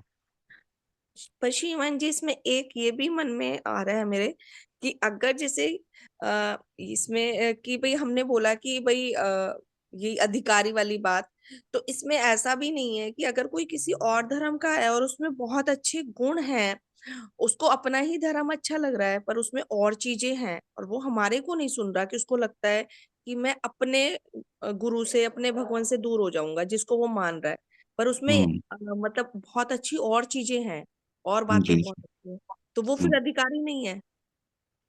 नहीं नहीं, देखिए, मेन अधिकारी हम उस चीज को नहीं बोल रहे हैं कि जो भगवान की श्रेणी में ही आ गया। बात वो है कि अगर वो सत्य जानकर अपने जीवन को ढाल रहा है, वो सत्य भले उसे कहीं से है, बशर्ते वो सत्य सत्य है। यानी सत्य, भगवान ने तो ये बोला है, जो सत्य जीवन नियमों को पूरा करे, मतलब जो नेचर के नियम है उसको जो जानकर जिए। किसी एक मिथ्या विश्वास को जानकर भी कोई अच्छा चल सकता है, लेकिन वो मिथ्या विश्वास के आधार पे उसने अपने जीवन को ढाला है कि अगर मैं ये गलत काम करूंगा तो मेरे को ऐसा वो दंड मिलेगा। यानी वो मिथ्या को समझ के, जैसे अभी कुंभ में कई लोग गए तो उन्होंने समझा कि ये ठीक है, ये एक मिथ्या विश्वास है, उसको पूरा करेंगे तब हम जाके सही अपने पापों को धो सकते हैं। यानी ये मिथ्या विश्वास पे चल के भी उसने कुछ काम किया है, लेकिन उसकी वो श्रेणी मिथ्या विश्वास पे आधारित है, जीवन नियमों या नेचर के नियमों पे आधारित नहीं है। यानी वो सही तो बना है, लेकिन कहीं ना कहीं उसकी जो आत्मा की समझ है वो प्रॉपर नहीं है। तो वो शारीरिक सुखों के आधार पे ही उसको आधार कर रहा है कि मैं पाप मिटाऊंगा तो मेरे को ये जो शारीरिक सुख है वो और बढ़ जाएंगे। तो वो ज्ञान प्रॉपर उसको नहीं मिल रहा है। तो वहां वो बात समझ में आती है कि वो उस अहंकार में है कि वो मिथ्या विश्वास पे विश्वास करता है, वो भी अहंकार है। उसको वो तोड़ने को तैयार नहीं है कि जो मेरा विश्वास है वही पूरा है, उसके आगे मैंने सुनने को तैयार नहीं हूं। तो वहां भी वो अनधिकारी की श्रेणी में आएगा। कर्म उसके ठीक है, लेकिन वो कर्म भी उसके शारीरिक सुखों को लेकर ही सुधर रहे हैं। कई लोग जाते हैं ना कि मन्नतें मान लेते हैं कि मेरे को धन बढ़ जाए, मेरा ये बढ़ जाए, तो वो किस लिए? शारीरिक सुखों के लिए हो रहा है ना। यानी आत्मा की समझ जिस दिन मिलती है उसका सही जीवन तब चालू होता है। भले वो कर्म सही कर रहा है, लेकिन उसमें भी उसके शारीरिक सुख का ही उद्देश्य जुड़ा हुआ है। उसने अभी लक्ष्य को नहीं समझा। शारीरिक लक्ष्य को तो समझा है, लेकिन जो मनुष्य के आत्मा का सत्य लक्ष्य है उसको नहीं समझा। तो वहां एक मिसिंग पॉइंट है जिसमें वो पूर्णता की अवस्था में नहीं पहुंच पाएगा। जो भगवान चाहते हैं कि हर व्यक्ति अपनी आत्मा के लक्ष्य को समझकर जीवन जिए। शारीरिक लक्ष्य को जीवन जीकर तो सब लोग जी रहे हैं, जो 800 करोड़ लोग हैं वो शारीरिक लक्ष्य को मुख्य रखते हुए ही जी रहे हैं। उसमें कुछ अच्छे कर्म कर रहे हैं, कुछ बुरे भी कर रहे हैं, लेकिन उसका जो मुख्य लक्ष्य है वहां गड़बड़ है। लेकिन लेकिन इसमें श्रीमान जी अगर जैसे भले ही उसको आत्मा का ज्ञान इतना नहीं है गहराई तक, हम्म। लेकिन हम्म। इतना तो समझ रहा है कि मैं हम अच्छे काम करेंगे तो हम स्वर्ग में जाएंगे, अपनी मान्यता से वो अच्छे काम तो कर रहा है ना, किसी का बुरा नहीं कर रहा, किसी का मन नहीं दुखा रहा, तो वो अधिकारी हम्म। नहीं है फिर बिल्कुल। कि मतलब उसको सिर्फ भगवान का नहीं मिला, भगवान देवात्मा नहीं मिले, बाकी उसे पता है कि मैं अपनी आत्मा को उच्च बनाना है, मैं आत्मा का पूरा गहराई से ज्ञान नहीं है, पर हम्म। काम तो अच्छे ही उसमें कर रहा है वो सारे। तो ऐसे व्यक्ति से जब हम डिस्कस करेंगे तो हमें मालूम पड़ेगा कहीं ना कहीं वो स्वार्थी जीवन जी रहा है, कहीं ना कहीं उसका वो समझ क्योंकि क्लियर नहीं होगी ना, तो कहीं ना कहीं वो अपने स्वर्ग की तलाश कर रहा है, या एक स्वार्थीपन तो उसके जीवन में आएगा ही आएगा। वो थोड़ा और डेप्थ में उसमें जब हम उसके गहन चिंतन में जाएंगे तो ये विषय और खुल के आएगा। तो इसमें कभी हम और इस विषय में और गहराई से जानेंगे कितना वो सत्य के जान रहा है। हो सकता है उसमें सत्य की परख हो, आत्मा को समझ चुका हो या आत्मा को समझने की श्रेणी में आ गया हो। तो संभावना है कि उसे अधिकारी अधिकारी से मीन्स जो इसमें पॉइंट्स लिखे हैं ना अनधिकारी के, उसको अगर आप स्पष्ट पढ़ेंगे तो उसमें समझ में आएगा कि उसमें भी कुछ लोग आएंगे जो उसको अधिकारी के रूप में हम समझ सकते हैं। कि उसमें जैसे अहंकार खत्म है, अहंकार नहीं है, वो हर चीज सुनने को तैयार है, समझने को तैयार है, अपनी हर जगह नहीं बोलता नहीं मैं जो बोल रहा हूँ वही सही है। और अगर वो जो बोल रहा है सही है और हमारा भी पक्ष उस विषय में उसको ओके कर रहा है तो वो ठीक है। लेकिन अगर उसमें कुछ हमें कम लग रहा है, या शिक्षा के हिसाब से या नेचर के नियमों के हिसाब से कुछ उससे में हम बदलाव करना चाह रहे हैं, वो उसको सुनने को तैयार नहीं है। जैसे कोई ईश्वरवादी हो, अगर वो बाकी सारी चीजें सही कर रहा है और एक दो घंटे ईश्वर की ऐसी पूजा कर रहा है जो कि मिथ्या विश्वास पे आधारित है, या उसको मान्यता मान के वो कुछ कर्म ऐसे कर रहा है, तो अगर उसको समझाने का प्रयास कर रहे हैं, उसको समझने का प्रयास नहीं कर रहा, प्रैक्टिकल मतलब साइंस के दृष्टिकोण से या समझ के दृष्टिकोण से समझने का प्रयास नहीं कर रहा, तो कहीं ना कहीं उसमें उस चीज का अहंकार आ गया, उस मिथ्या का। और इसमें कई चीजें हैं। तो और शुभ जी श्रीमान शुभ। जी, श्रीमान जी, जब उसके अंदर पूजनीय देवशास्त्र तीसरे खंड में आप इन दिनों पढ़ रहे हो सारे जने, कि जब तक उसका भाव ही नहीं उसे पता लगेगा ना, ये किस भाव से गति हुई, भगवान ने सुखन रागी सिर्फ ये नहीं बताया किस भाव से ये गति हो रही है, वो नहीं हम्म। पढ़ा लगेगा तो नहीं निकल पाए, वो चाहे जितना ये करता हाँ। है उसको पकड़ना है, अब पकड़ना पड़ेगा भाव को, इस वो जी भाव को देखना पड़ेगा। वो भगवान ने जी लिख जी। दिया हमें पूजनीय देव शास्त्र तीसरे हाँ, वही भगवान की जो शिक्षा है सत्य के लेकर, उसमें मतलब बहुत डेप्थ है, जितना हम समझ पा रहे हैं अभी तक, और आगे और समझते जाएंगे तो उसमें जो डेप्थ है, जो गहराई है, वो आम जन जितना भी समझ चुका है उससे बहुत अलग है। और जब इसको सुनने को कोई समझने को तैयार होता है, उसके बाद कोई वो फैसला करता है कि हाँ मैं जो कर रहा था सही था या गलत था, तो समझिए वो एक लेवल आगे बढ़ रहा है। ठीक है। हाँ हाँ जी। जी शुभ। मेरा भी क्वेश्चन है। जी जी श्रीमान जी, जैसे वो मैं बता रही हूँ कि लेडीज के साथ हम पढ़ते हैं बुक्स, लेकिन मेरे को कल उन्होंने जैसे बताया कि आप ये मत कहें कि कोई गलत कर रहा है तो उसकी चर्चा ना करें। हम्म। जैसे हम एग्जाम्पल दे के बताते हैं ना कि बच्चे पेरेंट्स को मान सम्मान नहीं देते हैं, वो उनका ऐसे निरादर कर देते हैं, ये करते हैं। तो उनका कहना था कि आप ये बात ना करके सिर्फ ये बात करें कि बच्चों को अच्छे संस्कार देने हैं, वो करने हैं। या जैसे कि कोई बहू है, सास को तंग कर रही है, सास है बहू को तंग कर रही है, ऐसे कोई एग्जाम्पल ना दे। तो इसमें जी मुझे बताइए कि क्या मुझे आगे करना चाहिए। जी जी। ठीक है, इस विषय को हम चर्चा में लाते हैं। और श्रीमान यशपाल जी कुछ बता रहे थे। जी हाँ जी, हाँ जी। मैं ये कह रहा था कि हम ना स्पेसिफिक्स में जा रहे हैं कि किसी वो ऐसा है, वो ऐसा कर रहा है, लेकिन जी अगर जी। हम उसको सही परिप्रेक्ष्य में देखें तो योग्यता में जाएं, हम शारीरिक योग्यताएं किसकी कितनी है, मानसिक कितनी है, और आत्मिक योग्यता कितनी है। तो जो जी ये अधिकारी अनधिकारी वाली जो बात है, वो ये है कि उसमें बेसिक, उसमें अच्छा बनने का कितना पोटेंशियल है। बेसिकली अधिकारी जो है वो उसके पोटेंशियल या उसकी इंटरनल जो क्षमता है हम्म उसका इंडिकेटर है। कि जैसे हम मानसिक की बात करें कि एक आईक्यू जो है, बेसिक इंटेलिजेंस आईक्यू है, वो आईक्यू किसी का बहुत ज्यादा हो सकता है, जैसे नॉर्मल कहते हैं कि 80 आईक्यू से अगर कम है किसी का, तो उसको पढ़ाई लिखाई या उसको जनरल समझना बहुत मुश्किल होता है। कि किसी का आईक्यू और 100 अच्छा गिना जाता है, 120 तो तकरीबन हाईएस्ट आईक्यू गिना जाता है, मैं मानसिक योग्यता की बात कर रहा हूँ, और साइंटिफिकली असेस हो जाता है, उसके टेस्ट हैं जैसे। तो जिसकी आईक्यू चाहे उसकी 120 थी, जब वो मतलब बच्चा बड़ा होने लगा, आईक्यू 120 थी, लेकिन उसको एजुकेशन नहीं मिल सकी, तो लेकिन उसमें वो थी, अधिकारी था, उसमें योग्यता थी। सेम वे एक जो आदमी है वो चाहे बाद में डाकू बन गया, है ना, बहुत खराब काम कर रहा है, लेकिन उसमें पहले वो अधिकारी था, उसमें योग्यता थी, उसको विरासत में अच्छा बनने की पोटेंशियल था, कि क्षमता थी, लेकिन उसका एक्सपोजर या उसको वो वातावरण नहीं मिल पाया, वैसा एनवायरनमेंट उसको नहीं मिल पाया, तो वो अच्छा आदमी नहीं बन सका। वो और वो जो योग्यता है या वो उसका जो अधिकार तत्व है, वो जैसे टाइम बीतता रहेगा, उसको अगर अंकुरित होने का या आपके ग्रोथ होने का चांस नहीं मिलेगा, तो वो अपना अधिकार तत्व होता जाएगा।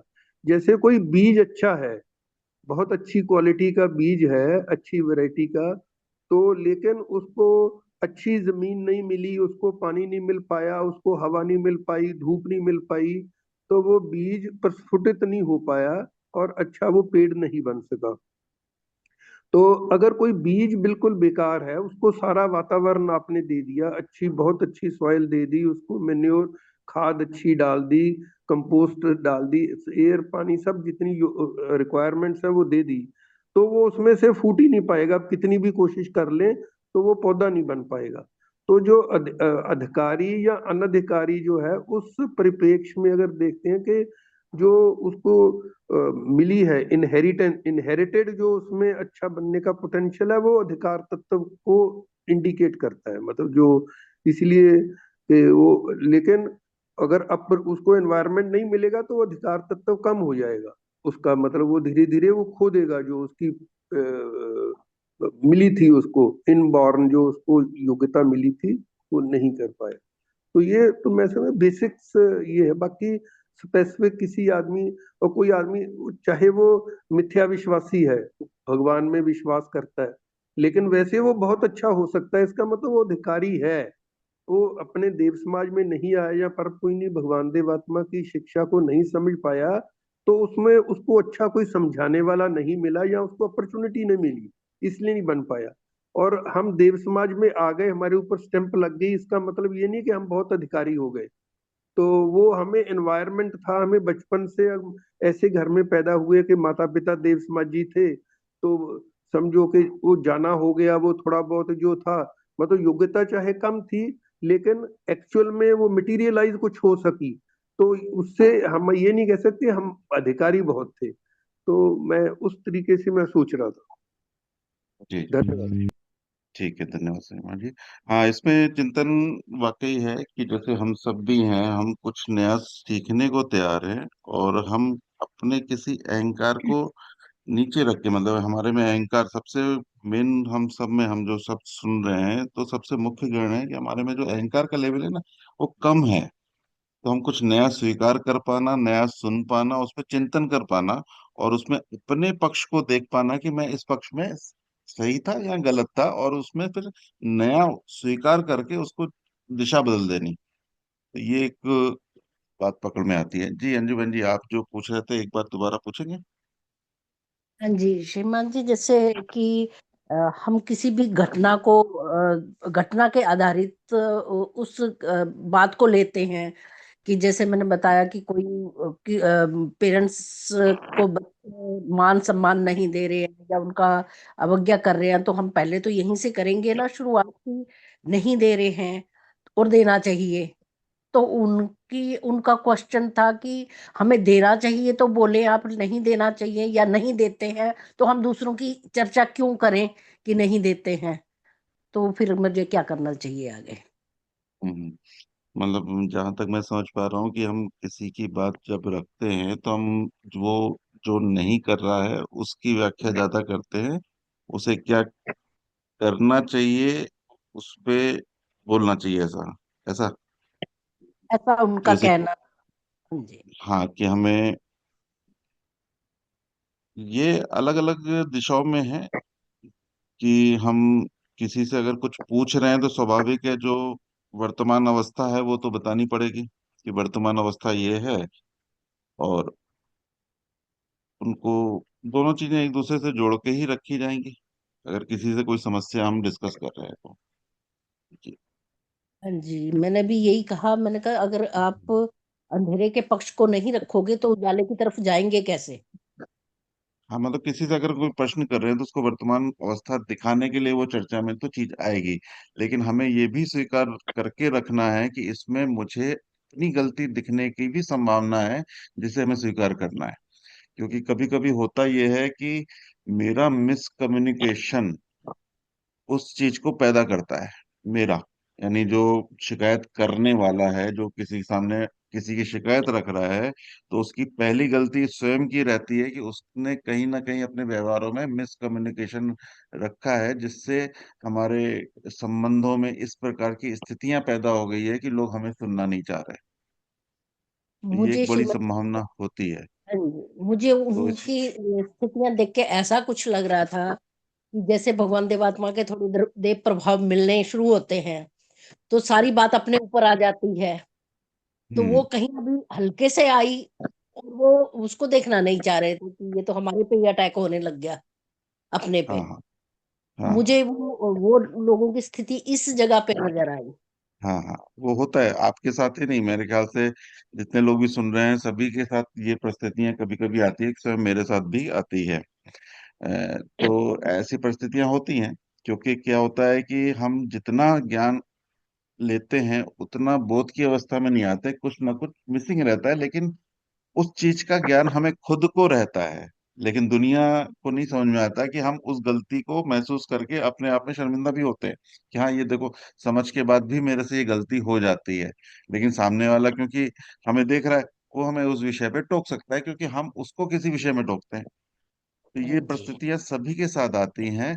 लेकिन बस यही है कि हमारी अहम की श्रेणी कितनी है कि हम उस बात को भी सह के हैप्पीनेस में रह सके और अपने व्यवहार को बदलने के लिए तैयार हों। हम उस पर अडिग ना रहें कि नहीं ऐसा ही। हाँ, वाकई आपने अच्छा बताया कि मेरे में भी ये गलती है, मैं इस पे ध्यान रखूंगा। जैसे ही ऐसा रिप्लाई हमारी तरफ से जाता है तो सामने वाले को एहसास होता है कि ये ही एक बेस अंतर है। आम इंसान और जो शिक्षा से जुड़ा इंसान में ये अंतर है कि वो उस गलती को स्वीकार करने के लिए उसमें अहंकार नहीं है कि मैं इसको स्वीकार नहीं करूंगा, मैं इसको स्वीकार करता हूँ, ये गलती मेरे से हुई। तो उसके जी। परिशोध के लिए वो तैयार भी रहता है और करता भी है। हम स्वयं ये शिक्षा, भगवान की शिक्षा हमारे अंदर उस जागृत अवस्था को पैदा कर रही है कि मैं स्वयं अपने को जगाने का प्रयास करता हूँ। स्वयं यानी मेरा अहंकार जितना कम होगा मैं स्वयं को जगाने का प्रयास करूंगा। आज जैसे कल रात को मैंने 4 बजे का अलार्म लगाया कि मेरे को थोड़ी सी तैयारी भी करनी है सभा की, तो 4 बजे उठूंगा। 4 बजे अलार्म भी बजा, लेकिन फिर उसको मैंने पॉज किया, फिर 5 मिनट बाद बजा, ऐसा 5 मिनट करते करते करते करते कितने बज गए, 5:30 बज गए। यानी 1.5 घंटे तक मैं उसको पॉज करता रहा, लेकिन अपने उस सुख अनुराग से नहीं निकला। तो ये अपने आप में मैं उसको जांच रहा हूँ कि हाँ देखो, मैं उस नींद के सुख अनुराग में था जिसके कारण वो विशेष समय जिसमें मेरे को चिंतन करना था वो मेरे से छूट गया, और ये मैंने अपनी गलती महसूस की। तो ऐसे ही अपनी गलतियों को महसूस कर लेना और उसको सुधार की अवस्था में लाना, स्वयं के लेवल पे, मतलब बिना किसी दूसरे के बोले हुए। तो ये सबसे मुख्य चीज हमें समझ में आती है कि मेरा अहंकार जितना जीरो होगा ना, मैं स्वयं को बदलता जाऊंगा और वही फिर वो क्रम आगे बढ़ता जाता है मेरे बदलाव का। और मेरे बदलाव को देखते हुए अगर कोई दूसरा बदल रहा है परिवार में, कि मेरा जो स्वीकार भाव है, अपनी गलती को स्वीकार करना, एक परिवार में सबसे बड़ी दिक्कत यही होती है कि वहां कोई भी अपनी गलतियों को स्वीकार नहीं करता, चाहे वो सही हो चाहे गलत हो। तो हम अपनी गलतियों को स्वीकार करें, उसको खुद को समझें और खुद की उसमें परिवर्तन करेंगे तो वो परिवार की व्यवस्था अपने आप बदलने लगती है। जी।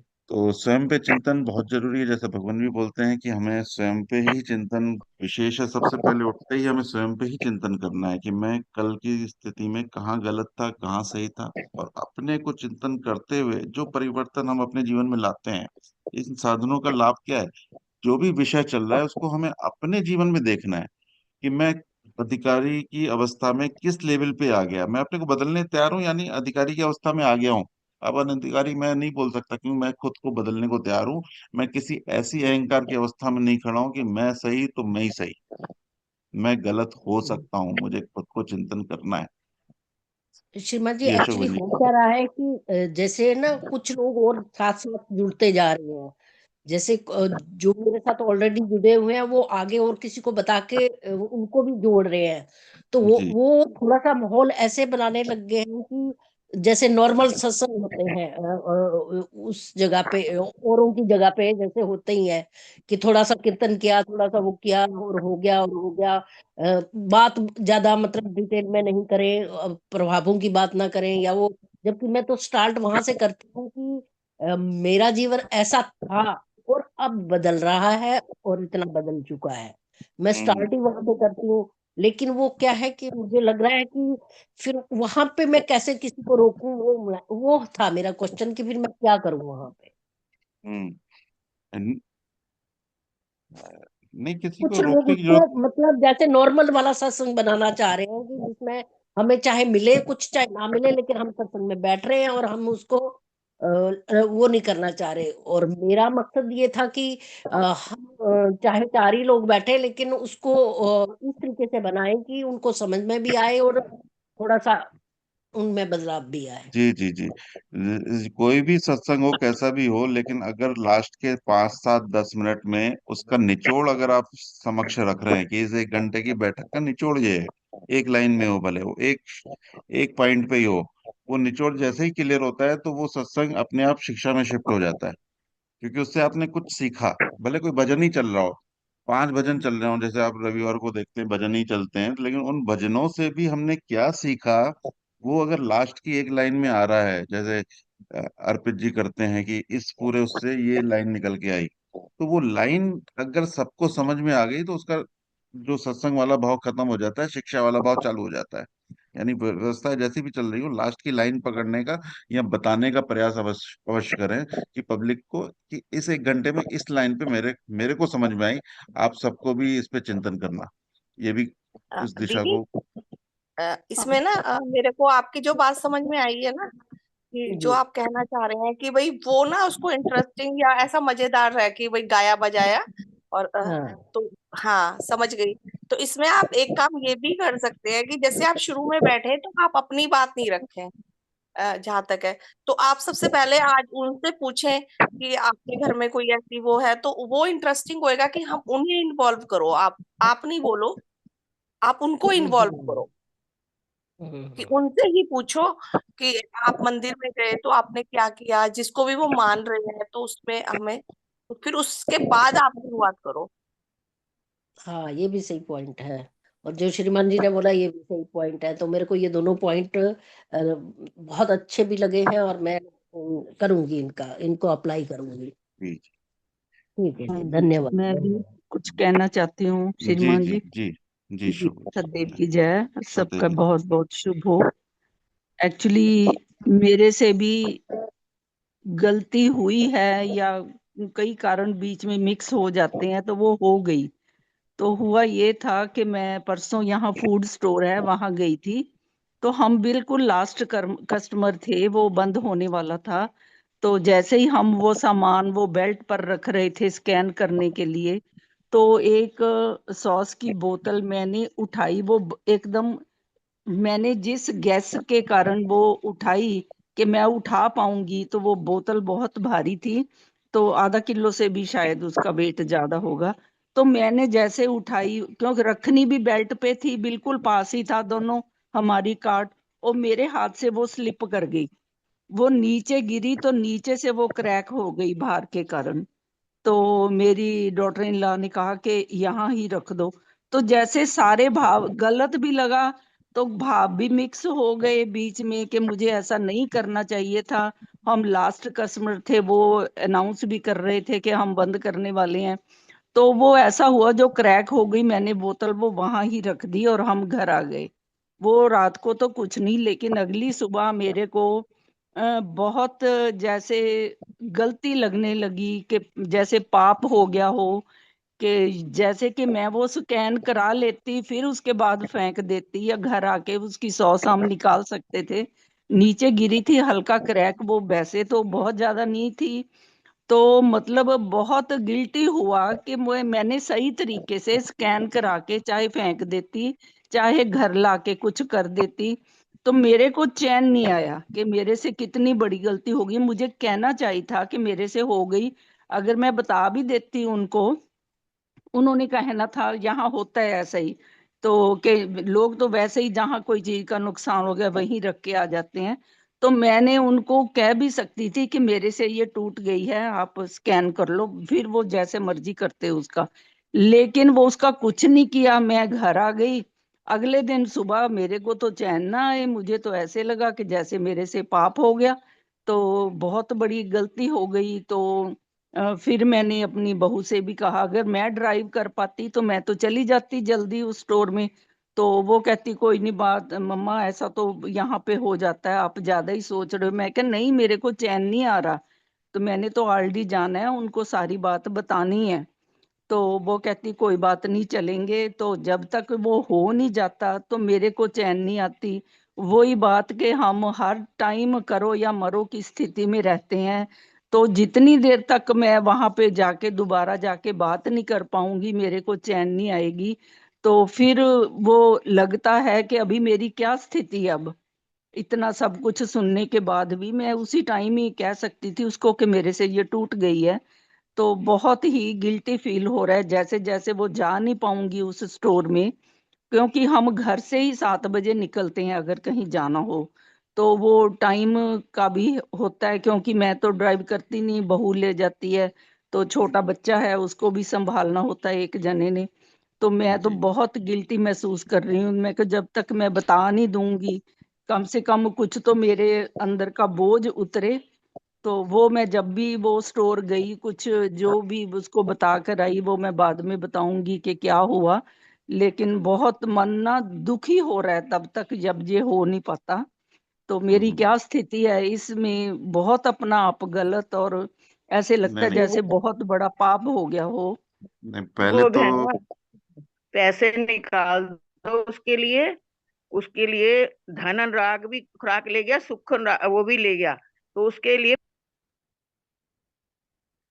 आपका माइक म्यूट हो गया फिर। नहीं, हाँ वो पुरुषोत्तम तो से मैं उसको पे तो पैसे करके निकाल। आऊंगी, जब भी गई पे तो करके आऊंगी। ये भी कहूंगी कि मैं 10 गुना 10 टाइम्स ज्यादा दे सकती हूँ, लेकिन मुझे पता उन्होंने कहा कोई। पर मुझे नहीं जैसे अपनी सच्चाई बताने के लिए ना जैसे दुखी हो रहा है मन। नहीं नहीं, इसमें मैं एक आपको बताता हूँ सोल्यूशन। इसमें सबसे पहले तो खुश होने वाली बात यह है कि मुझे इस बात का बोध हो गया कि मुझसे ये गलती हुई। सबसे पहली बात खुश होने की, खुश होने की। ना तो कितने लोग हैं जिसको ये बोध ही नहीं होता। यानी आपको खुश होने की अवस्था ये देखनी है कि भगवान की शिक्षा से इतना असर हुआ कि गलती होने के कुछ मिनटों बाद, आधे घंटे बाद, 1 घंटे बाद, 2 घंटे बाद उसका एहसास हुआ। यानी हम्म। उसकी हम्म। खुशी मनानी है कि मैं इस अवस्था में आ पाई, कि मेरे में अहंकार नहीं है, कि मैंने उस चीज को सही समझा।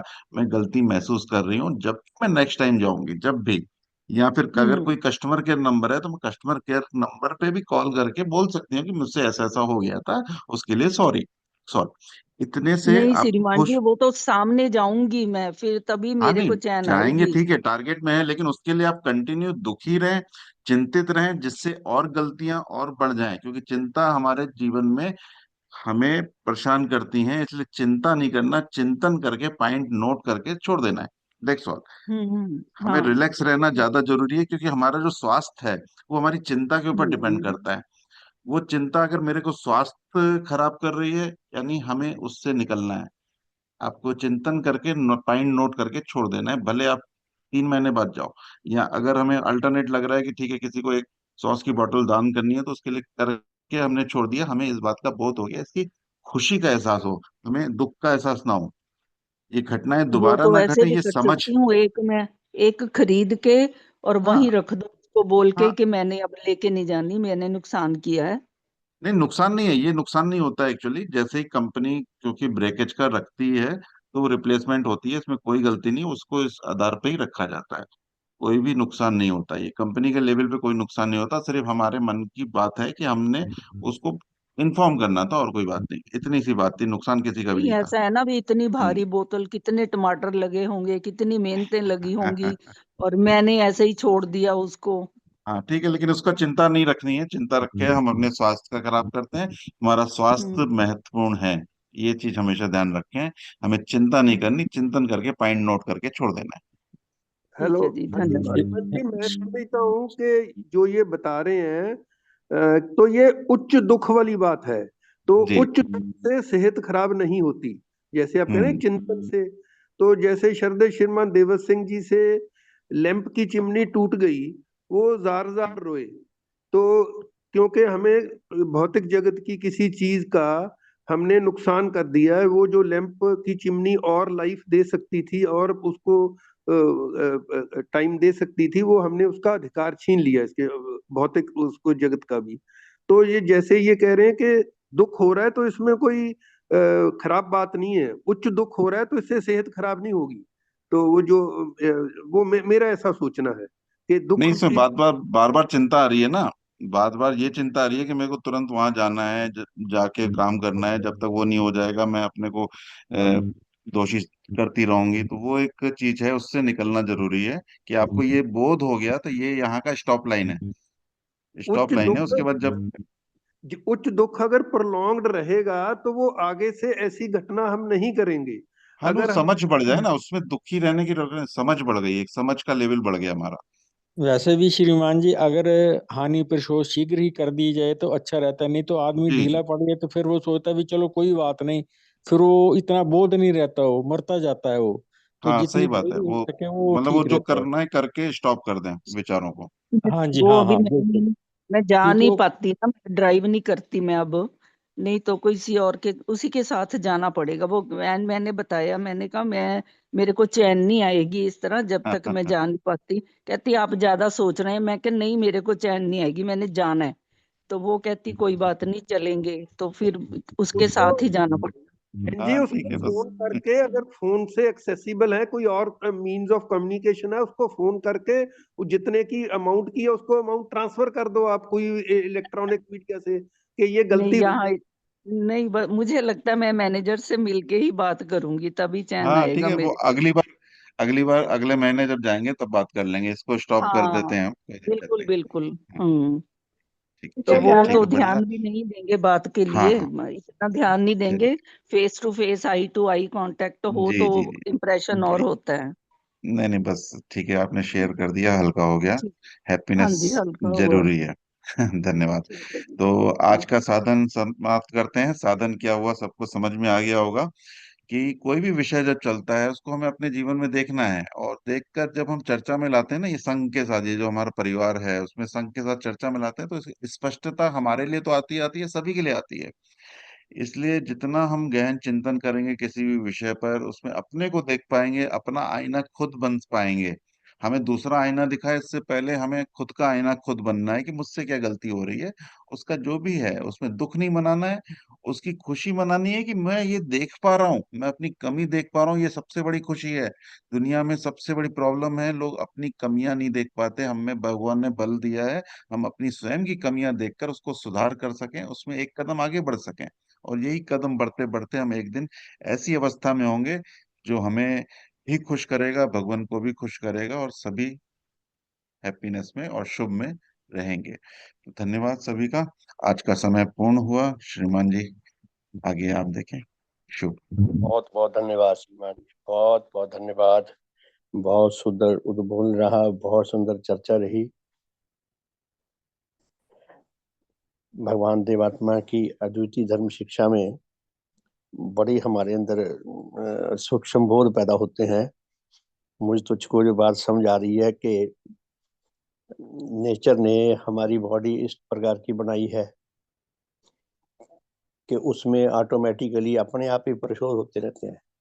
प्रशोध का मतलब गंदगी को दूर करना अपने आप से, और जिससे हमें ऊर्जा मिले, जिससे हमें बल मिले, प्रभाव मिले, जीवित रहने के लिए, स्वस्थ रहने के लिए, सुंदर काम करने के लिए, सुदृढ़ रहने के लिए, वो हमें बल मिलते रहें। तो ऑटोमेटिकली हमारे अंदर ये शरीर के परिशोध होते रहते हैं। आत्मा अति सूक्ष्म चीज है, आत्मा दिखाई नहीं देती, आत्मा हमारे ध्यान में ही नहीं आती, आत्मा की ओर हमारा ध्यान जाता ही नहीं। दुनिया परस्ती में, हालात में ऐसे फंसे रहते हैं कि हम सारी उम्र शरीर को ही पालने पोसने में भी लगा देते हैं और आत्मा की ओर बिल्कुल ख्याल नहीं करते। इसलिए हम लापरवाह हो जाते हैं, लापरवाह रहते हैं कई बार। लेकिन भगवान हमें आत्मिक दृष्टि से जगा रहे हैं कि अगर हमने आत्मिक दृष्टि से समझना ठीक लिया तो बाकी जो हमारे पक्ष हैं जीवन के, उनमें भी हमारा कुछ ना कुछ बेहतर निरंतर होता रहेगा। तो शशि गुरु जी, आपने बहुत सुंदर, आपका भाव है, आपने बहुत अच्छा भाव प्रकाश किया और महसूस किया। और जब आप ये परिशोध करेंगी, आपको तो उच्च सुख मिलेगा ही मिलेगा, शांति मिलेगी ही मिलेगी।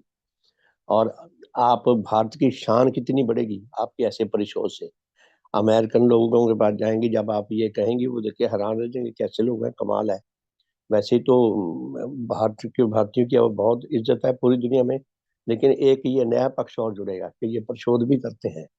और उसके साथ साथ आपका भी आत्मबल और बढ़ेगा, आपका सम्मान और बढ़ेगा, भारत का सम्मान और बढ़ेगा। तो बहुत ही अच्छा है, बहुत ही प्रेरणादायक है, हम सबको करना चाहिए। और मैं तो ये महसूस करता हूँ कि हम सभा दो तरीके से करते हैं। एक तो हम मुंह से बोलते हैं सभा करा दी, और एक हम जीवन से सभा करते हैं। असल सभा वो है जो हमारे जीवन से है, हमारे जीवन से प्रैक्टिकली हमारा बिहेव कैसा है। ये अगर हमारा बिहेव स्वार्थ में ही है, नीच घृणा में ही है, अहंकार में ही है, तो वो सभा जो है वो दूसरों पे ज्यादा प्रभाव डालती है। हमारा आचरण, और भगवान की कृपा से हमें ऐसे प्रभाव मिलते रहते हैं कि हम अपने ऊपर काम किया करें। हर रोज हमारे से छोटी मोटी गलतियां होती रहती हैं, हम उनको ध्यान दें, उनका परिशोध करेंगे, हमारा आत्मबल और बढ़ेगा। तो बहुत ही सुंदर आज का उद्बोधन रहा और बहुत सुंदर डिस्कशन रही। मैं भी इस ओर गहरा ध्यान ले जा सकूं, आप भी ले जा सकें। बहुत बहुत धन्यवाद है सबका। शुभकामना करके आज के साधन को विराम देंगे।